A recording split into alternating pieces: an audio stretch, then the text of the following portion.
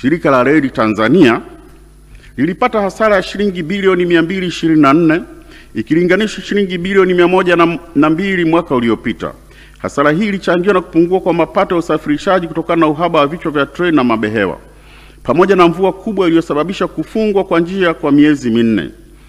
Shirika lilitumia kiasi cha shilingi bilioni 29.01 ikiwa ni ruzuku kutoka serikalini. Kama ruzuku hizi zingetolewa, shirika lingepata hasara ya jumla ya shilingi bilioni 253. Ni muhimu kuzingatia kuwa taarifa hii haihusu kipindi kilichoishia, inahusu kipindi kilichoishia tarehe 30 Juni 2024 kabla ya kuanza kutumika kwa treni ya standard gauge kwa maana SGR.